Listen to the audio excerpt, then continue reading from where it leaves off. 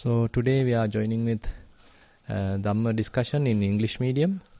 Actually, this discussion used to conduct on Tuesdays around 8:30.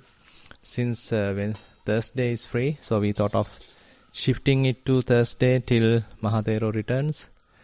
And we were discussing Tuataka Sutta. Actually, we just started that last week, Tuataka Sutta. So Tuataka basically means kind of quick, doing things quickly. So we can see whether it's giving kind of a secret, maybe for our quick enlightenment. So likewise, there may be some interesting points highlighted in this sutta, which is talking about the quickly attaining or quickly accomplishing one's goal, and what are the things to be conducted in order to achieve it.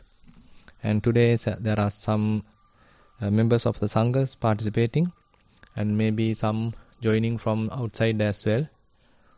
So I think last time we discussed the first two verses. Pucchamitang adicca bandung vivekang santi padancha mahesing. Katang diswa nibbati bhikkhu anupadiyano lokasmin kinchi. So that's the question asked from the Buddha. So the question is basically talking about giving the name for Buddha as Adicca Bandhu, the kind of the relative of the sun, or kinsman of the sun, and that's a synonym used for Buddha. And Vivekang Santi Padancha Mahesing. So Vivekang representing the Nibbana, the peaceful state of the mind. And there can be various further explanations like 3 types of viveka: kaya viveka, chitta viveka, upadi viveka. And then katan diswa nibbati bhikkhu. So by seeing what, that the monk would attain nibbana. Anupadiyano lokasmin kinchi, without clinging to anything in the world.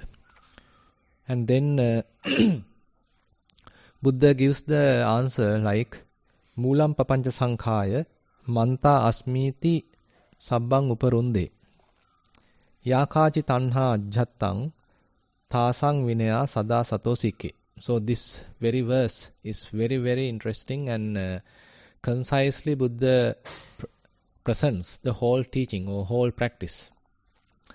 Moolam papancha sankhaya manta asmiti sabbang uparunde. So the papancha sankha, so basically the various notions, various signs, various denominations, various combinations, various concepts, measurements, comparisons. So all these we can consider as papancha sankha, which is causing various conceptual proliferation in one's mind. So in order to cause conceptual proliferation in one's mind, so there are many, we can say, the sources. So many products, many say outside objects, we can say. Those are available, and our mind tends to grab them, compare them, measure them, tally them, and we attach so many labels, names to them, and all these can be considered as papancha sankha and papancha sanya sankha, both. And ultimately the dynamic result is the conceptual proliferation happens in one's mind. So the interesting point asked here, Moolam papancha sankhaya asmiti sabbang uparunde manta. So basically from manta here means the wisdom. Through wisdom one may understand the source, the very root cause of conceptual proliferation is asmi. Asmi represents as I am. So the notion I am. Everyone considers that there's a person here, there's an individual here. That is, I am here, I am living, I am talking, I am seeing, I am hearing, likewise. So now a person, through wisdom, he understands, okay, this is the exact root cause of this whole conceptual proliferation, and he tries to prevent it. Uparunde, basically trying to prevent it. Yakachi tanha ajhattang. And if there is any further internal craving available, tasang vinaya. So in order to further relinquish that, further abandon that, sada sato sikke. Constantly, one may mindfully restrain oneself, mindfully, discipline oneself. So this is what we actually have discussed. And if someone likes to add to these things, and then actually we can start today's verse from the next verse. And this is what we already have discussed. So if one like to contribute further, I welcome that. So maybe just in brief, mindfulness here has a double meaning. One is the practice of mindfulness, meaning you mindfully know what you're doing, but then mindfully also has this other meaning of you remember the teachings.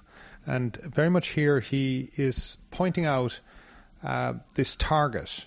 Like when we travel with the North Star at night. We keep the North Star as our guidance and as our navigation. And here he's pointing out that the route is this conceit, I am. And because of this I am, there are proliferations, like a spreading.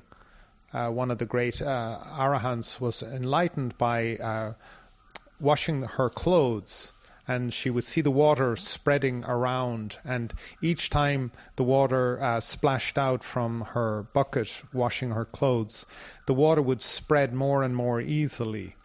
And this is a kind of a way that we should think about. The more we indulge our conceitedness, the more we indulge this sense of I am, the more easily it sort of spreads. So people with a big ego tend to get a bigger ego, because they don't constrain their sense of I am. And this I am is a shorthand for, oh, I am the king, I am great, I'm marvelous. I am is just I don't know what you want to call it, that part of the sentence that's pointing towards yourself, and you're puffing yourself up. And this is the North Star for a bhikkhu, for somebody who is really striving for attainment of nibbana. And again, just reminding people again that nibbana means to extinguish or to just put out. So you nibbana the fire, you nibbana the light switch. It's not a complicated word, but it has this underlining very philosophical idea that we see this existence as a process. That there is a process of rebirth, and every time you die, the switch goes off and you're reborn again. The problem is that this kind of the switch, that we're not able to switch off being reborn, so we're constantly reborn into states of suffering. And this problem is the suffering.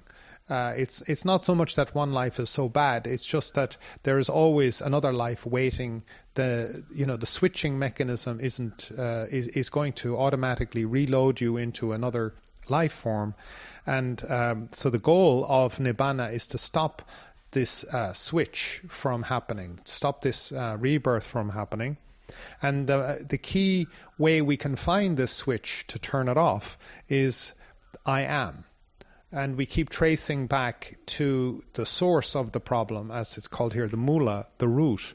The entire root of the problem is I am, and then this proliferation, as he calls it, a proliferation or a spreading from I am into all the other troubles of the world. But we can reverse it. So the way we find I am is we trace back along the path of the proliferation to the source of the kind of wetting, as it were, the source of the spreading. And we will constantly find I am is at that root. So it's a way of finding.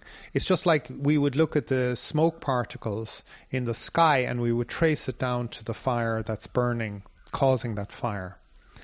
So this is something we need to be mindful of. We need to be mindful of what we're looking for, and then steadily, day by day, we're mindful of whatever we're doing and our activities, our engagements, and we keep on tracing it back, and we see that I am is the description of the fire, and the proliferations are like the smoke that are spreading outwards.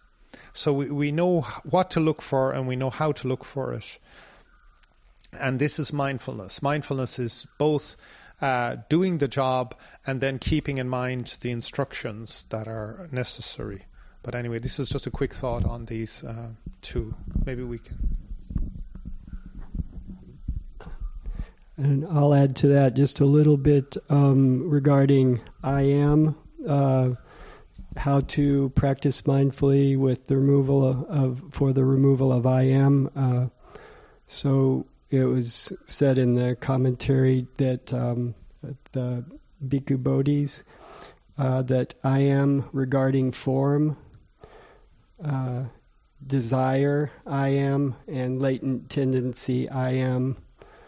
Also in regard to feeling, knowing that as I am, the desire I am, and latent tendency I am. Perception, also volitional activities and consciousness, by contemplation of the body, feelings, mind, and mental phenomena. We can use this in our meditation to notice how I am is arising in regard to form, feelings, perceptions, volitional activities, and consciousness, and therefore having a wisdom arising to see how the self is conceived and how the conceit I am arises. Yeah, actually this is being further discussed in two forms, as you mentioned.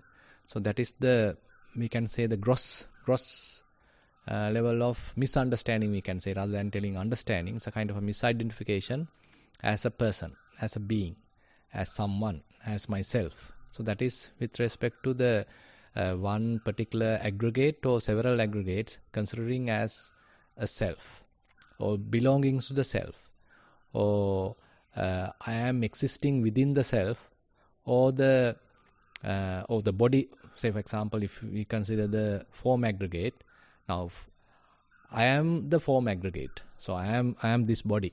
So recognizing immediately, identifying immediately as this I am. Basically, it is a very direct identification that this body itself is I am, myself.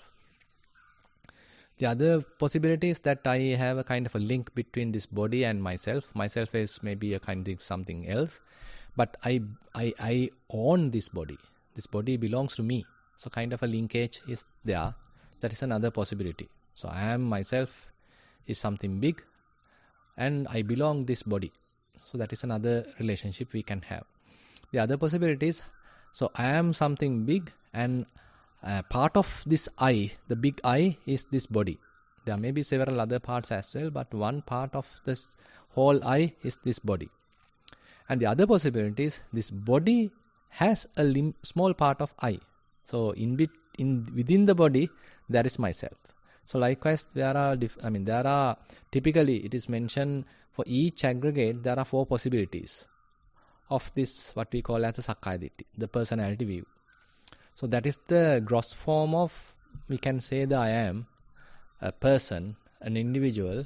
So we recognize this whole body as myself, or this various feelings as myself, various perceptions, signs, etc. as myself, or various mental formations as myself, or all the cognitive processes as myself.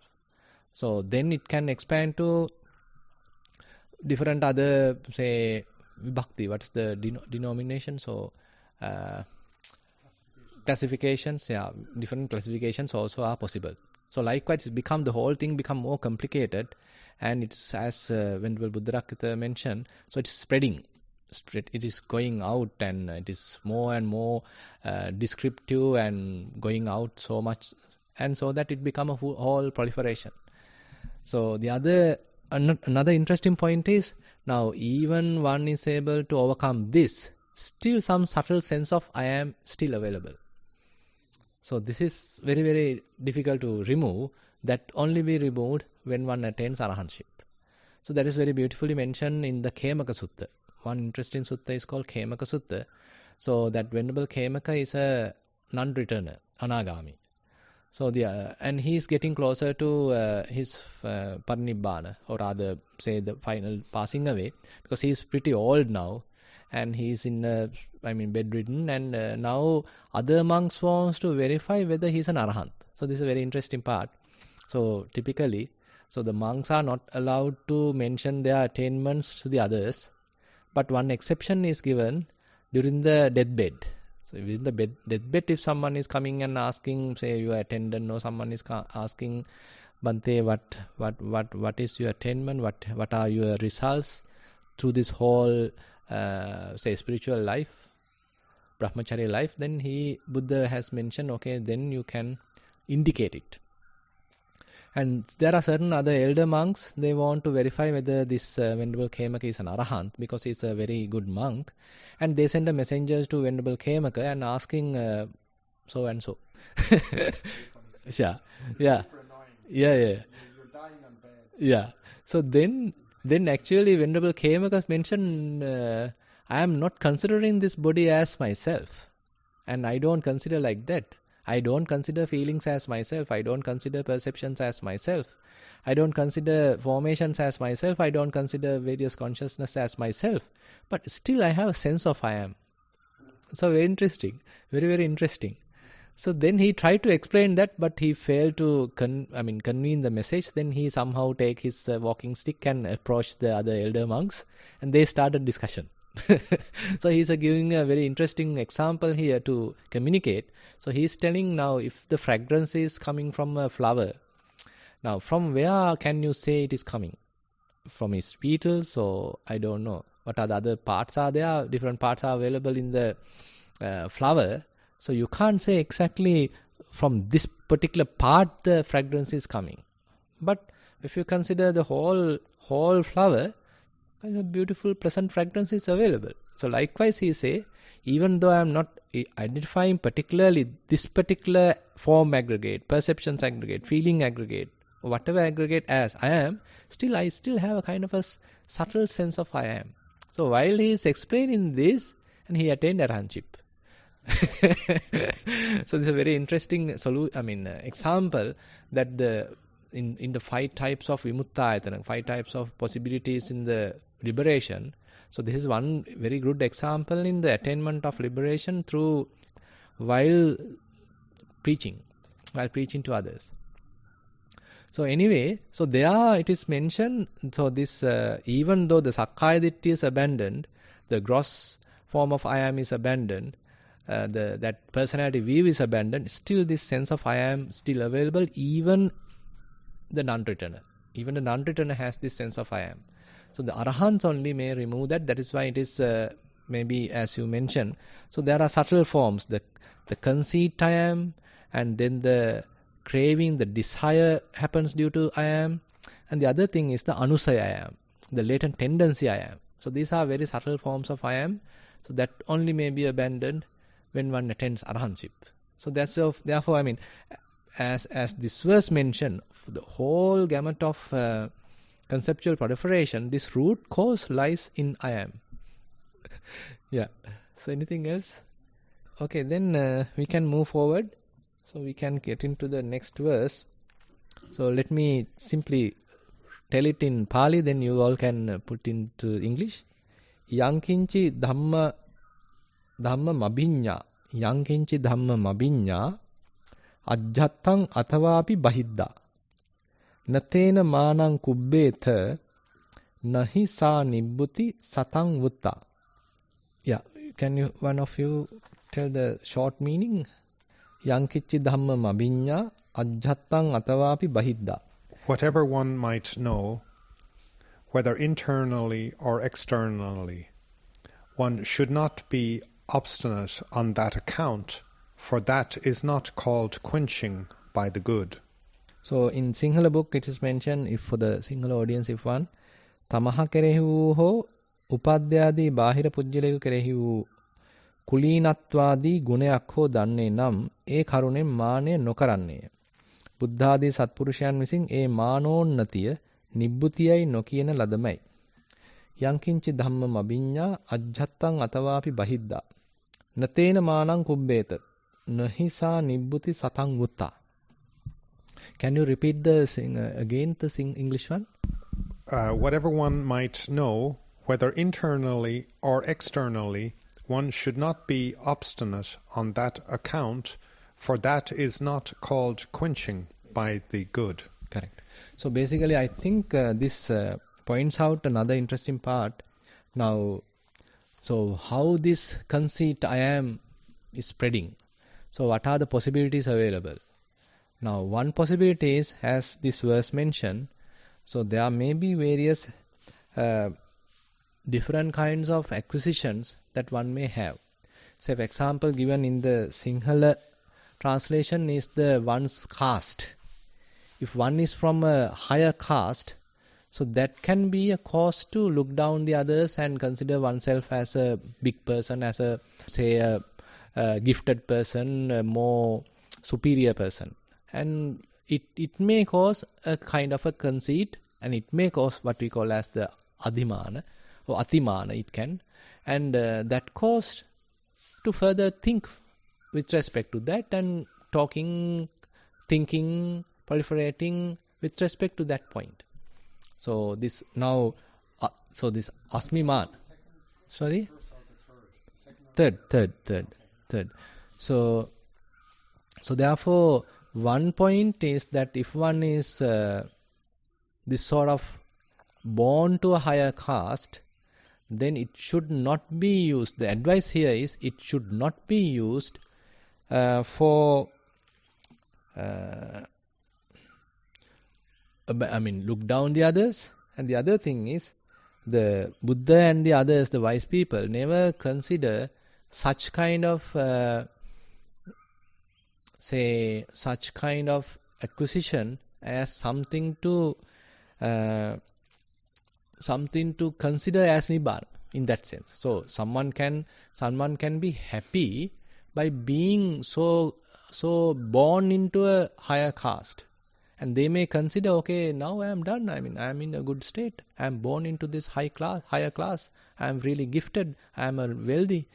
So and so. So many possibilities are there. So they may simply think, okay, this is it. All others are in the lower state. They are in a lower caste. But I am in the higher caste. Oh, I am done. So they may consider, okay, this is nibbana. So Buddha mentioned here. So this is not the attainment. So, nahisa nibbuti satang utta. So, don't think these things as ever as the nibbana, or these things as ever the something that can be really dependent on.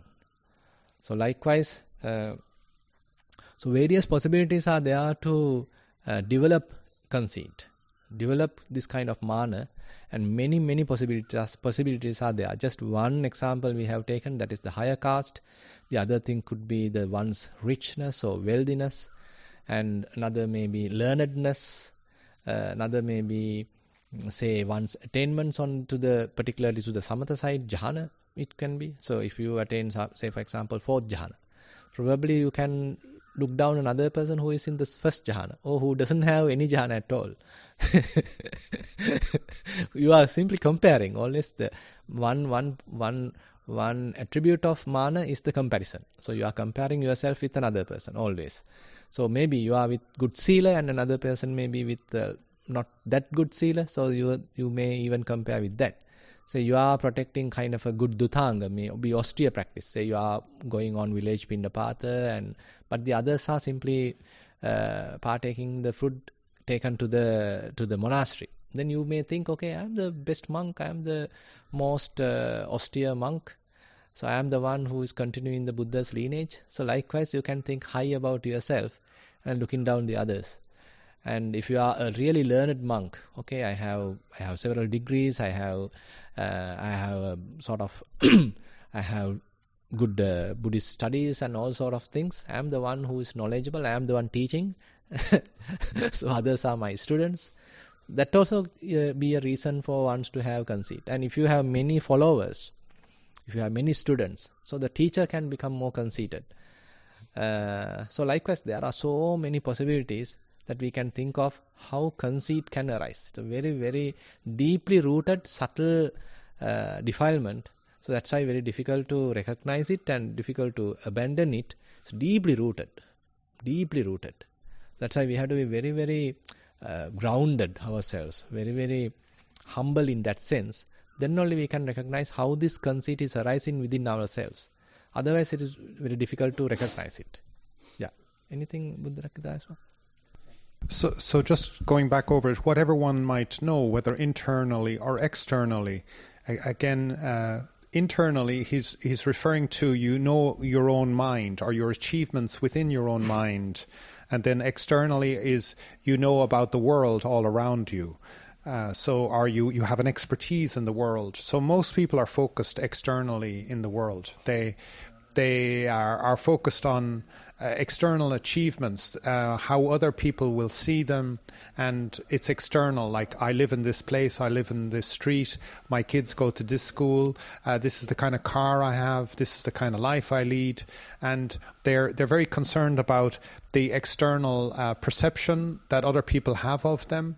And this is ordinarily what we mean by, that person is doing really well. They live in that area, that's the posh area, and these other people, they're not doing so well, they live in the slum area. And you know so much about the person just based on their postcode. And slight differences in their accent and how they say a word indicates, those people are from that area and these people are from this other area. It's very external category of like how successful you are in the world. And internally is, again, as Panadure Chandaratana mentioned, is internal achievements might be intellectual. I'm not that rich, but I'm very learned. I'm not that. I don't live in this posh area because I'm more artistic, and I live in this other area, and it's really cool over there. So it's a very internal sense of I am this kind of special person, or I am that kind of special person. And again, as he was referring to about we always know the conceit of the superior type. But there is a very, we need to be very careful and understand the conceit of the inferior person too.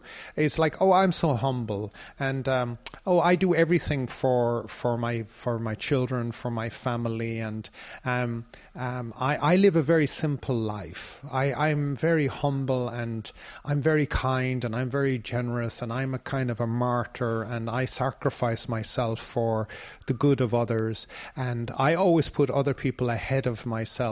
And so there's this kind of righteousness and moral superiority that can come through, that even though they're inferior in an external sense of the word, internally they feel very superior.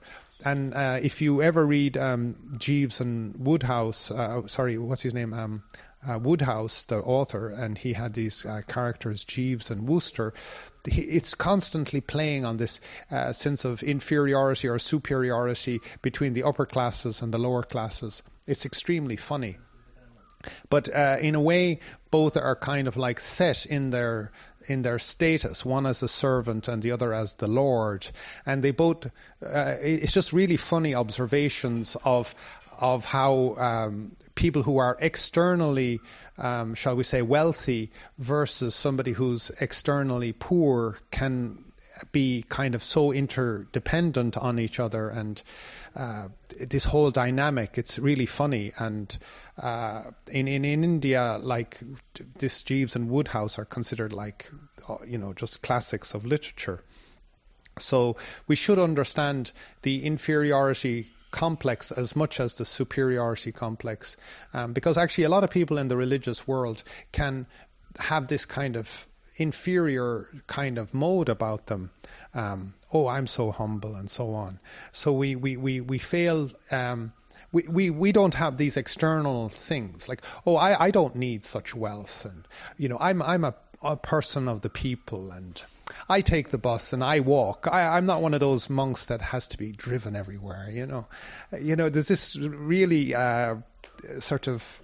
It's funny. It's really funny. If you are not getting to the superiority, then you can be caught to the inferiority. Yeah. So likewise, we somehow get caught. In other terms, many possibilities are there. It's really funny. Somebody said to me recently, of course, as a monk living in Sri Lanka, you enjoy such privilege, and I'm like, are you kidding me? I just thought it was really funny because, It's quite poor here in Sri Lanka overall. And as a monk, I live in the forest, and and this is a person who enjoys great privilege in Australia, in materially, externally. But I was somehow being judged as a beneficiary of great privilege for some reason, And I just thought, wow, this is really funny. I thought. But wisdom finds it funny. So that's why I mentioned Jeeves and Wooster again. Like, you really have to laugh at this because it's a kind of tragedy. And it's a constant. And this idea that obstinate is a quality of shame. And shame is very, very close to conceitedness again. So of all the different kinds of emotions, for instance, we have anger, it's trying to protect ourselves. We have fear, it's also protecting us to run away. And we come down to shame. Shame is protecting our sense of conceitedness. And we notice shame because of its obstinate nature. So I always remember growing up near... I had my next door neighbors when I was growing up were very poor. They lived in a poor workman's house, and they really were poor. And I remember they were very proud of their poverty. They were like, we are the real people, the old people, and we keep up the traditional ways, and that's why we don't do anything. We don't do anything to improve ourselves because we're maintaining the old ways. And when I moved into my hut here, the hut was in fairly poor condition, and I took 5 months to repair the hut. And I said it to Venerable Thero, and I needed the support of the Sangha to get some items and goods to repair the hut. And I said, this is like going on for a long time, that nobody has repaired this hut. And he said, yeah, they're very conservative fellows. Conservative meaning they wouldn't lift a finger to repair the hut. It takes a progressive kind of chap like yourself to come in here and sweep the place clean again.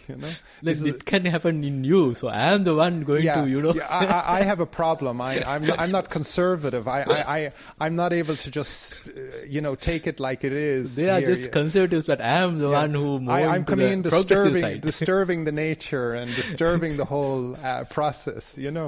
I'm not conservative enough, like to leave the whole thing fall down around me. It was just really funny. I thought it was really hilarious. I never understood conservative in this way before, like somebody who will not lift a finger. And so this is kind of obstinate. And then if you say to these fellows, like, hey, why don't you fix your hut? It's falling in and the water is flowing through the walls.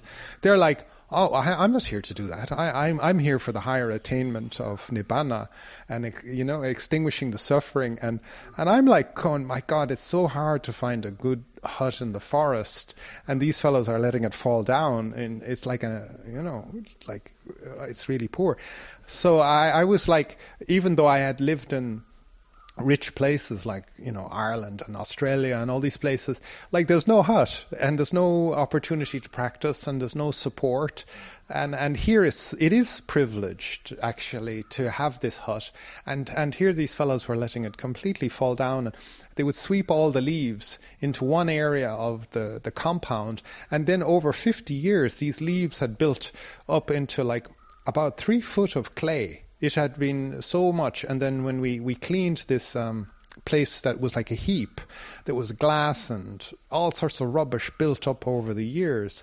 So it took generations of very conservative monks to cause this kind of neglect in the place. So it's really this kind of conceit, this obstinate quality is very close to it is shame. So shame is like for me, it's when I notice myself experiencing shame, when I notice myself being put down, like, oh, I'm this very privileged monk who lives in Sri Lanka. Kind of an insult? It's an insult, yeah. It's an insult and it's a kind of compliment at the same time. Mm-hmm. And it's I know when I have that shame is happening. Then I notice, this is close to conceitedness. This is the hallmark in myself and the person speaking. And I know when somebody's pushing my buttons, is shaming me, then thank you very much. Thank you for to recognize that. Yeah, I'm close to the fire. And this quality of like looking for the conceit and tracing it back and always being mindful and always seeking to remove that quality. And only wisdom can do this. Only wisdom can do this. You cannot suppress it with samadhi or like, as they would say in Malaysia, suck it up. You just suck it up. Somebody insults you and you're patient about it. Of course, that's the first sila. Like, you don't punch them because they insulted you. But you kind of go, thank you for showing me where my red buttons are. And when they press it, you feel that conceited pain. And you're like, okay, here's where I need to do my work. And bring this to peace mindfully, but also with wisdom ultimately to uproot that defilement. And you're kind of uprooting it because it's funny as hell. It is a kind of a Jeeves and a Wooster kind of game that's going on inside the mind. Like, I always remember Godwin was talking to a forest monk and he said, what is your perspective of the world to the senior Thero? And he said, the world is funny. Sometimes tragically comic, but nevertheless funny. And this was his attitude. And I think that's one of the key hallmarks of wisdom is, it's funny.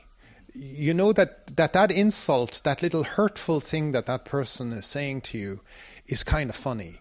And you laugh at it. And like I said about the conservative monks and the hut falling down, it's funny as hell. Like, we don't take it personally anymore. And in that way, we're liberated from that conceitedness and that obstinate quality that comes with shame.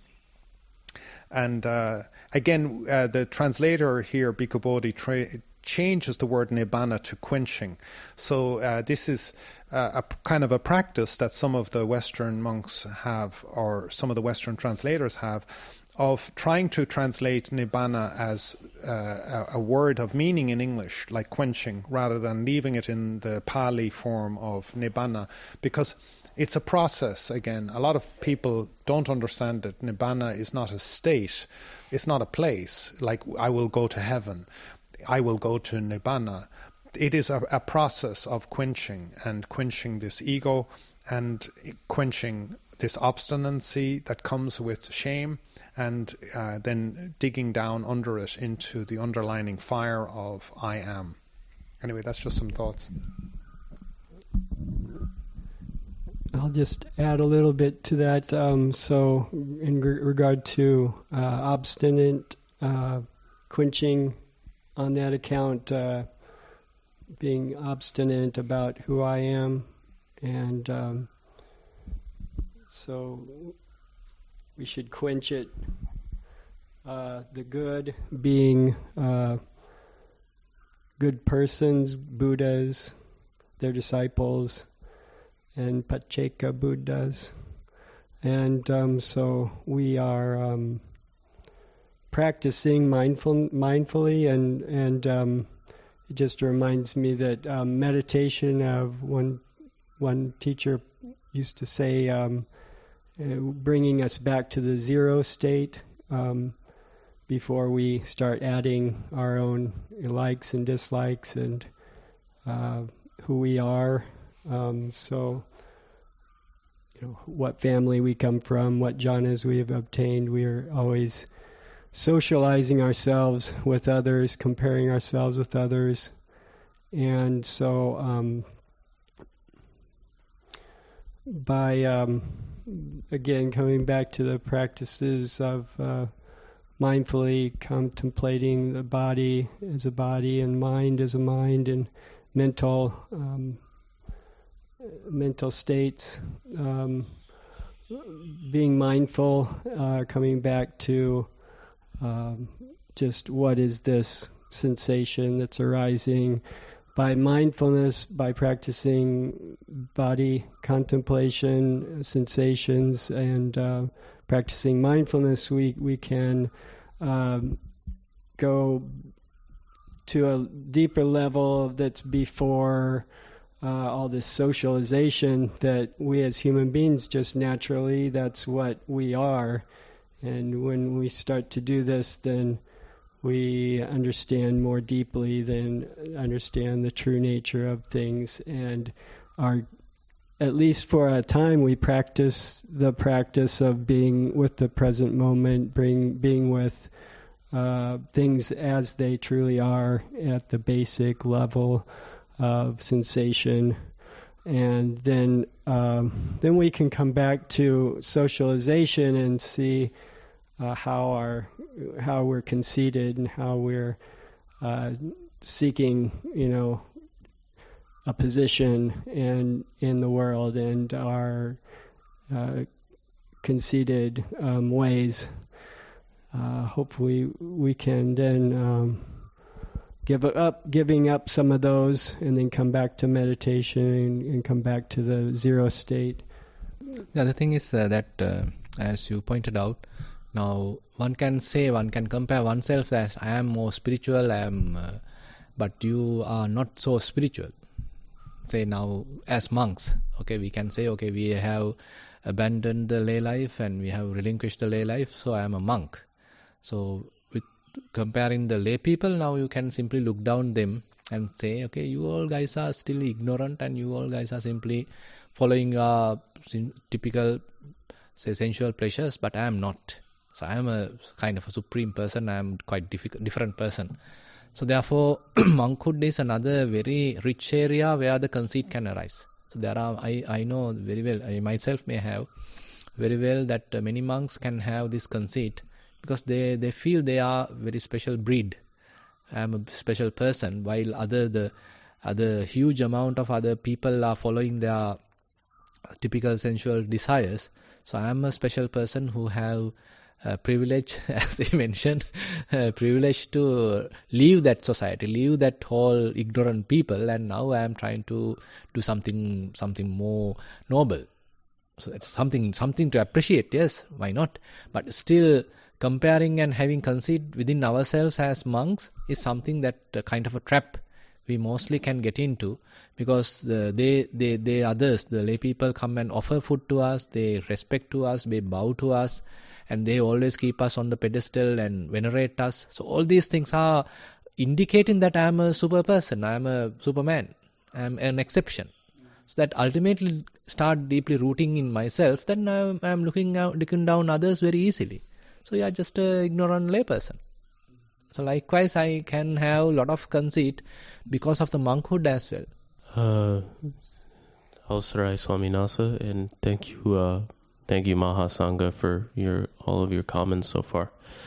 Not to veer too much off the sutta per se, but there is, I think, one sutta, I think it's from the Anguttara Nikaya, and I think it was translated to, when I was reading it online, it was governing principles. And so it's saying not for the sake of, I think to my knowledge what it was saying is not for the sake of food or robes, or I think it was something like that, that we have gone forth, so having this idea oh yeah, I'm a monk, and you have to remember why it was. I think it was going on to say that it's for the sake of ending suffering, that's what I remember it saying, is for the sake of ending suffering. That's why you've more or less ordained. So it's not for the sake of these nice kind of things like gifts and and offerings and praise, fame, gain offerings. It's for the purpose of ending suffering, and that's to end suffering is the reason someone is supposed to become a monk. So and then also I have seen in the past with regards to lay people, and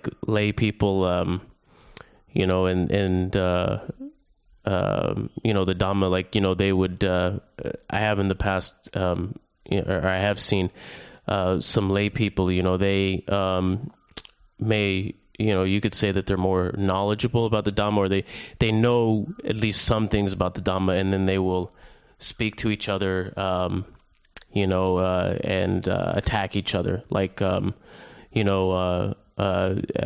seen it on social media before. Perhaps you could see it on maybe online forums too. And, again, not to like veer too off the sutta, but then in the simile of the water snake, or the water snake simile, the Buddha is talking about how, some people, they'll study the Dhamma for the purpose of attacking others and defending themselves in debate. So even the Dhamma, the knowledge of the Dhamma, can be used as conceit. It can become a form of grasping, and conceit, I am. So, and then, I think it's safe to say that there are a good number of people in the world too who, want to get recognized for what they're doing, even like maybe 15 minutes on the nightly news or something like that, and, oh, you did this, and, and they're maybe like talking about like something they did, or, like I think it, there's, that even that can become conceit, that even that can become a form of conceit. And so conceit can take so many different forms. And Bhante here was I think earlier mentioning the inferiority aspect, where it's like you like think that you're doing all these good things, or is that what it is, where externally it's where you think that you're like kind of like doing all these good things, or I'm a good person or something like that.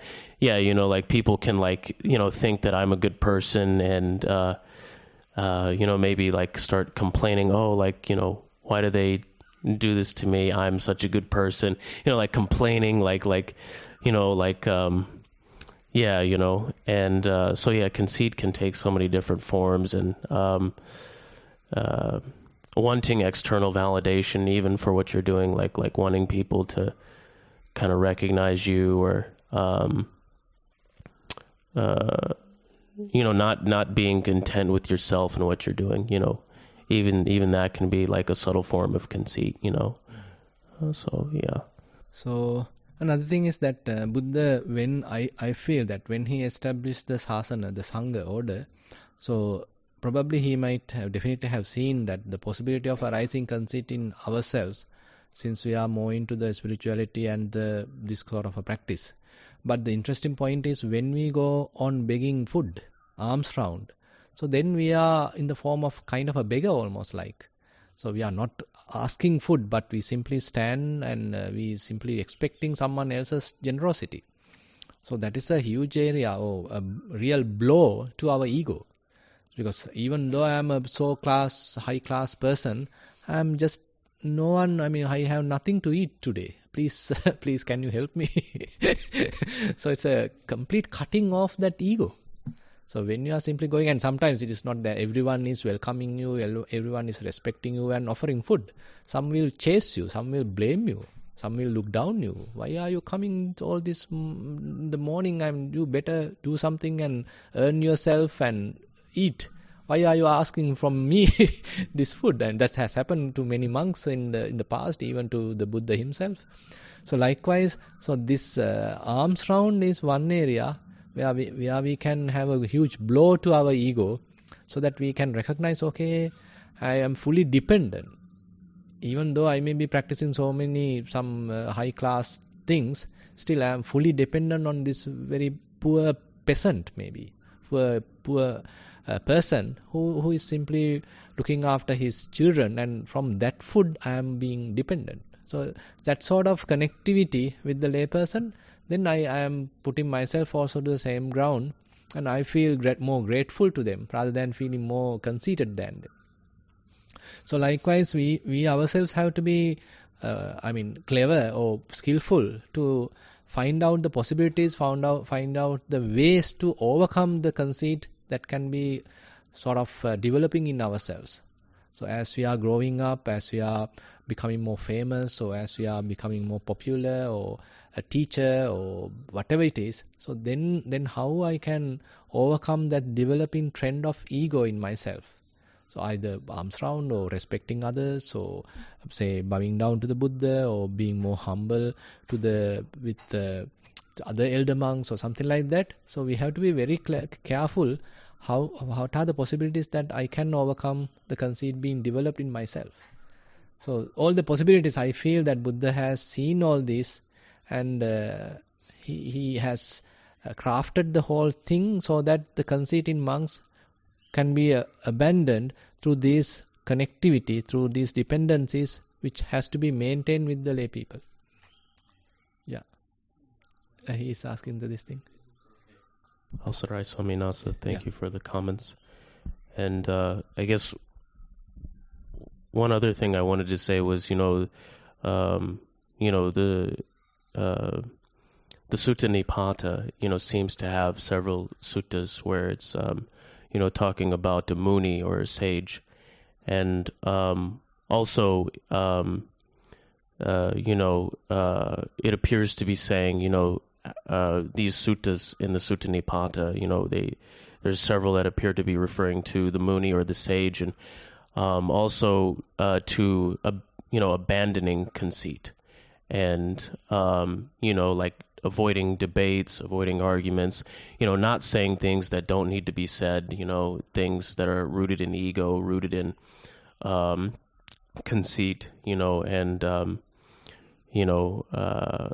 more or less, one could say that it appears, from these suttas that a Mooney or a sage would kind of be content with themselves, to the point where they wouldn't kind of need external validation for what they're doing, and they would know, if they did say something, they would know what to say, when to say it, it would be the right words at the right time in the right place. It wouldn't be like a conceited, it wouldn't come from a place of conceit. It wouldn't be like, trying to, let's just, I guess, come up with an example here, attack someone else in a debate, or something like that.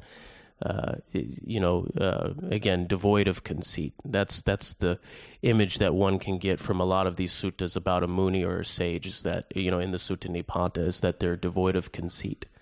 Yeah, actually the next verse is also with respect to what we have already discussed. So it is going like this, talking of the same line. Seyyo na tena manyaya nichayyo athavapi sarikho putto aneka rupehi natu manang vikappayang titte.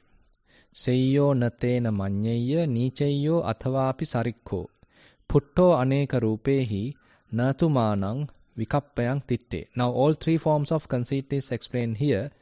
So I'll explain the Sinhala one, the meaning. Emanen mama shreshthemiyai the shreshthayemi either nichayemi either nathot sadrushayemi the nohanganeya. So those are the three forms of conceit. As Venerable Buddharakkhita mentioned, so Seyyo means I am equal to the, or rather I am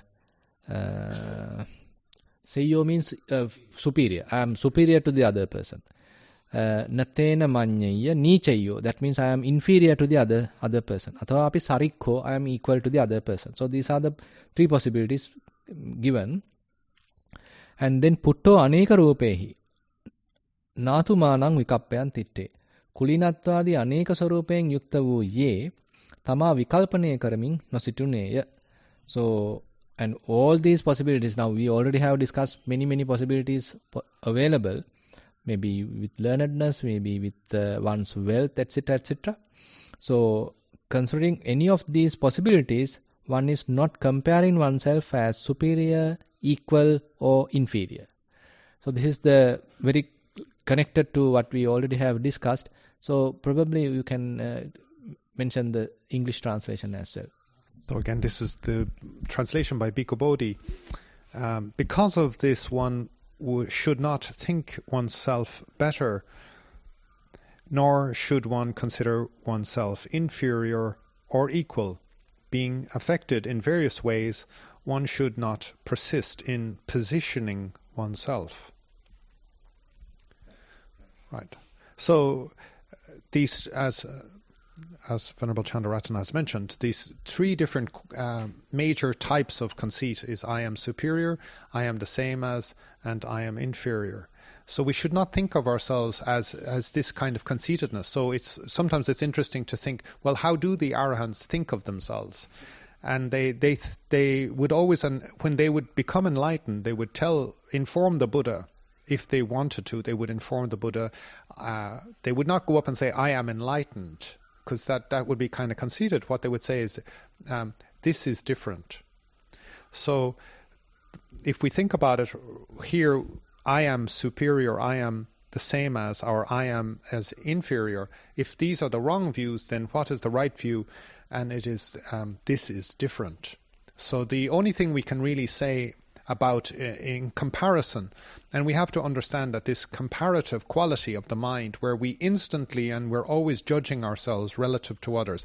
Am I superior to this person? Am I the same as this other person? Am I inferior to this other person? Where is my position? We're always doing this. And we do this all the time. Even with the same people, we will be constantly jostling. If you ever watch the monkeys, they're always like, who's the boss? Who's the boss? This is always going on, and there's a constant reshuffling of who the boss is.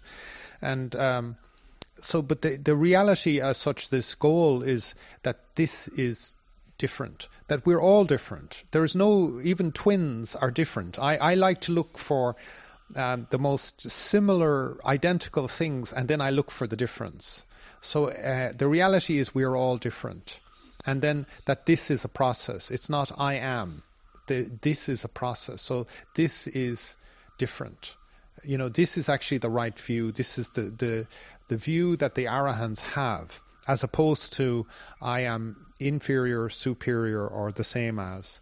And we could make you could have a whole comedy about these different wrong views, as the Buddha calls it here. And the one I gets under my skin the most these days is we're all the same.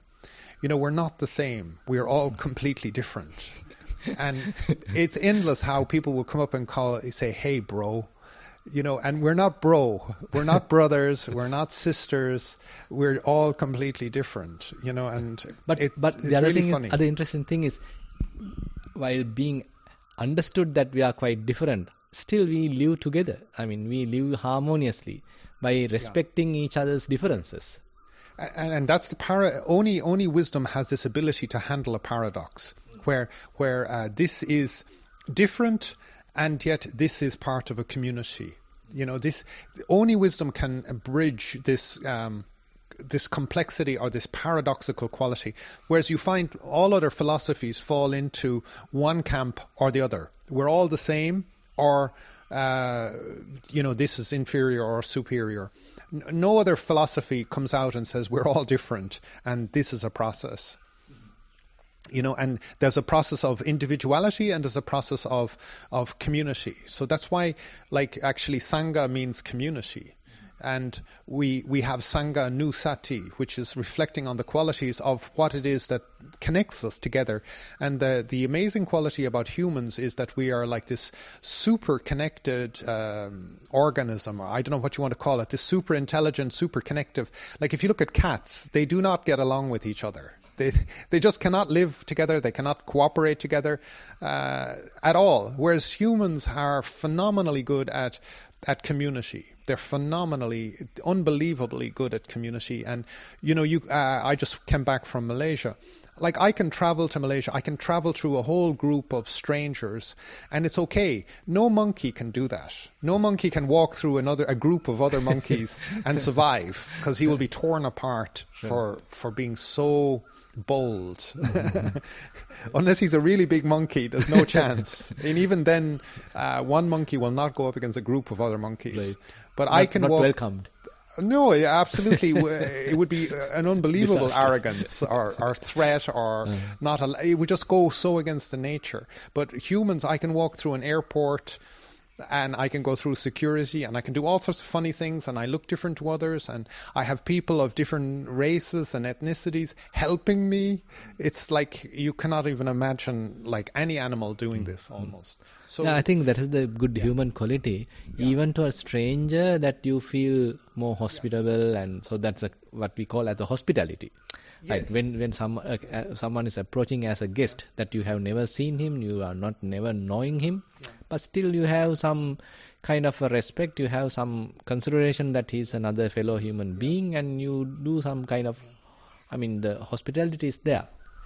But it's a very paradoxical thing that this is individual and this is community, and it's this and we're both, and we're both individual and both community, and only wisdom can see this. And you can see in these days all these different views about you are this category or that category, or you're this victim, or you're that what is it called, like beneficiary, or you have this what did I use this word again, like you have this inheritance, you're born privileged, and somebody else is like, oh, they're born victims. And it's like really crazy stuff, how everybody's trying to slice and slice and slice, whereas like we are community, and we are individual, and only wisdom has this ability to hold these different ends of the same stick, that as long as we're alive, we're individual and community. It's a really interesting, how to say, it's a really difficult thing to handle. Is this, what is this process? What is this I? What is this, individual? What is this community?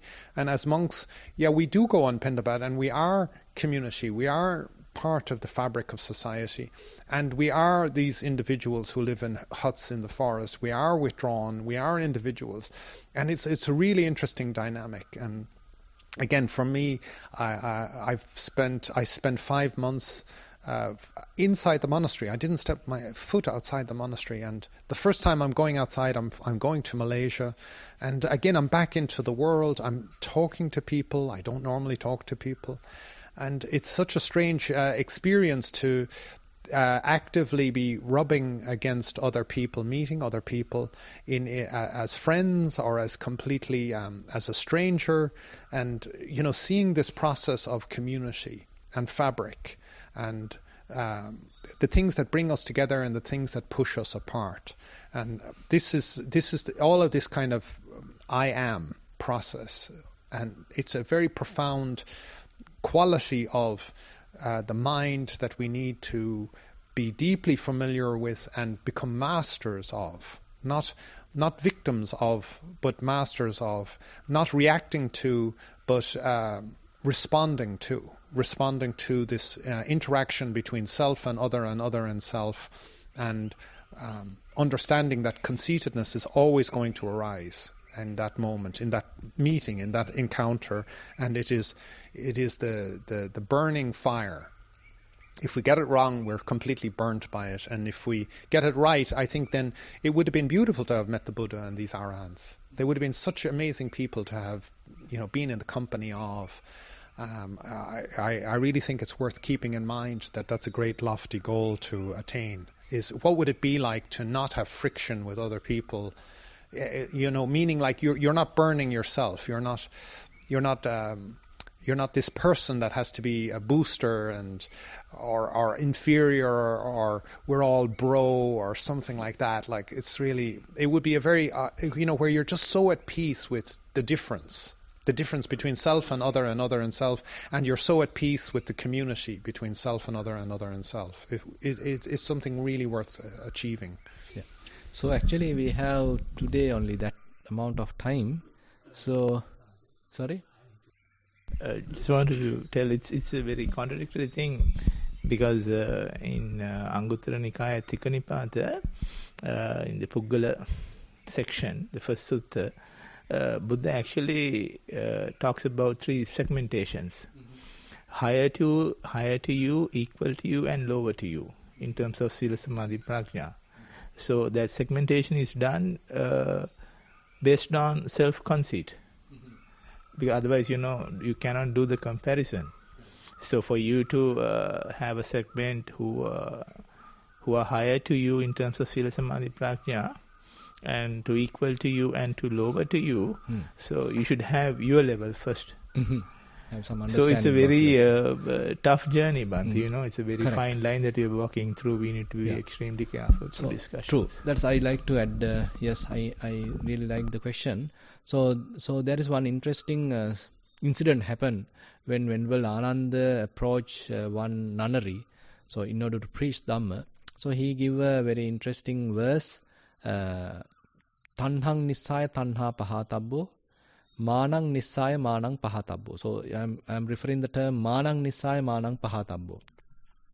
Using conceit, you are going to abandon conceit.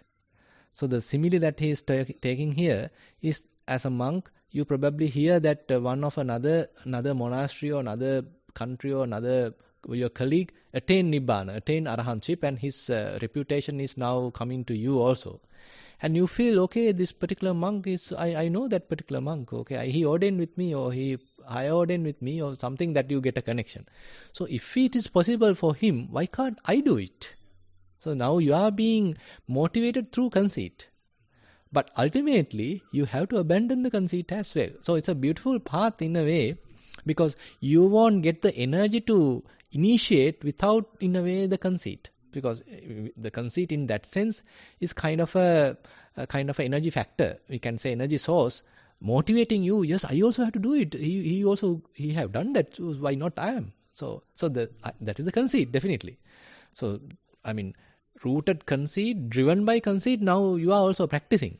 But ultimately, once your mind becomes so, say, clear, clean, and all these fetters are easy to understand, then you understand, okay, conceit itself is as a fetter, as a defilement, and then you are slowly capable of abandoning that as well. So you can't do that immediately when you are starting the process. So you need some kind of a very rich, very good, strong motivation factor. So this tanha, the craving itself, is such kind of a motivation factor that you desire. So I want to become an arahant, I want to become an arahant. So kind of a motivation, ambition. And if he can do it, why can't I do it? So it's a comparison, definitely. It's a conceit. And that you need such kind of a motivation to continue the path. But ultimately, when the mind becomes more and more purified, then you can abandon the conceit and the subtle form of craving at the latter stage. So it will be done by the practice itself. I mean, we don't need to worry, how I am going to abandon conceit by being conceited. So you may start like that, but ultimately the practice will take care of abandoning that subtle form of conceit as well. So, very interesting. Anyone from outside? I think there are no questions. Okay, if there are nothing else, then we can wind up the session. So we have spent almost 1 hour and 15 minutes. So maybe when Budrak, you like to share the minutes? Yeah. If we think about the merit of the time and effort we've put together to gather here as a community and listen to the individual points, but then also the community sentiment and the kindness and friendliness that we've come together with. And we can also just spread this kindness and merit with all beings in all directions, outwards and unbounded, freed from any hatred or ill will, just sharing the merit with all beings. And we share that sadhu, sadhu, sadhu. Sorry, there's a modern merit sharing. Yeah, maybe. Just some formula. So I'll add the... people have no idea what we're saying. Okay, I'll add this traditional one to be more conservative. Yes. to be more conservative. Yeah. Ettavata hehi sambatang punya sampadam samme deva anumodantu sabba sampatti siddhya.